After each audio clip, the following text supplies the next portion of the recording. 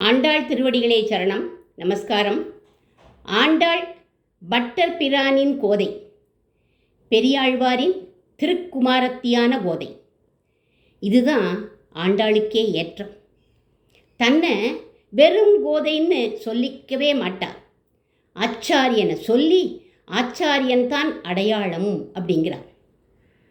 ஆச்சாரிய நிஷ்டையை நம்மளாம் ஆண்டாள்கிட்டேருந்து தான் தெரிஞ்சுக்கணும். ஏன்னா நம்மளாம் வெறும் ஜீரோ. அந்த ஜீரோக்கு முன்னாடி நம்பராக இருப்பவர் யார் தெரியுமா? ஆச்சாரியன்தான். ஜீரோக்கு முன்னாடி நாம் ஒரு நம்பரை போட்டால் தான் அந்த ஜீரோக்கே வேல்யூ.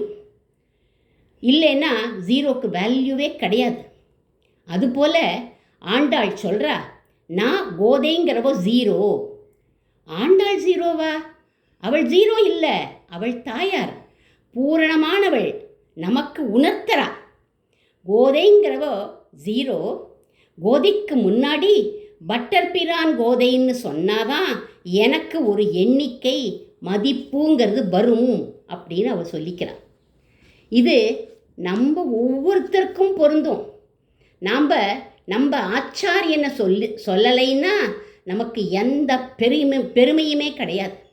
ஏன்னா நமக்கு முன்னாடி எண்ணாக இருப்பவர் ஆச்சாரியன். அவரை எண்ணி பார்க்காம நம்ம இருந்துவிடக்கூடாது. கோதையுடைய மற்றொரு பிரபந்தமான நாச்சியார் திருமொழியில் வாரணமாயிரம் பாசுரத்தில் ஆயனுக்காக தான் கண்ட கனாவினை வேயர் புகழ் வில்லிபுத்தூர்கோன் கோதை சொல் அப்படின்னு இவள் சொல்லிக்கிறாள். வெறும் கோதை இல்லை, வில்லிபுத்தூர்கோன் கோதை அப்படின்னு தன்னை சொல்லிக்கிறாள்.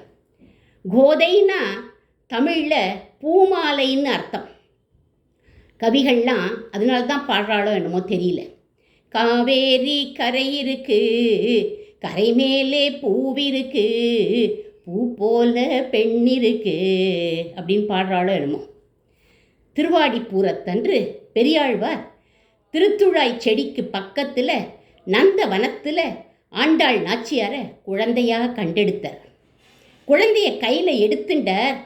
பூமாலை போல இருந்தாளாம் கோதை.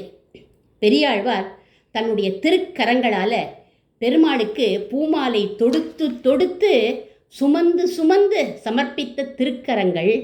அந்த கைகளில் இந்த குழந்தையை எடுத்தா ஒரு பூமாலை போல இருந்தாள். அதனால கோதையை பூமாலை அப்படின்னு திருநாமம் சூட்டினர். பூமாலைங்கிறதுக்கு கோதை அப்படின்னு அர்த்தம். அதனால் கோதைன்னு சூட்டினர். சம்ஸ்கிருதத்தில் கோதைக்கு நிறைய அர்த்தம் இருக்குது. கோ அப்படின்னா பூமி, பூமியிலேந்து அவதரிச்சா, அதனால கோதை. கோன்னா ஞானம், தா அப்படின்னா வழங்குபவள், ஞானத்தை வழங்குபவள். இவளோட 30 பாட்டை நம்ம தெரிஞ்சுட்டாலே போகிறோம். வேதம் அனைத்துக்கும் வித்து நம்ம ஞானவானாக ஆயிடலாம். கோ அப்படின்னா மங்களம், தா அப்படின்னா அருள்பவள். மங்களகரமான பிரபந்தத்தை தந்தாள். அதை பாடினா அனைத்து மங்களங்களையும் அருள்பவள். கோனா நல்வார்த்தை, நல்வார்த்தையை வழங்குபவள். அப்பேற்பட்ட பட்டர் பிரானின் கோதையான நான் அப்படின்னு ஆச்சாரிய சம்பந்தத்தை சொல்லி முடிக்கிறார் கோதா பிராட்டி.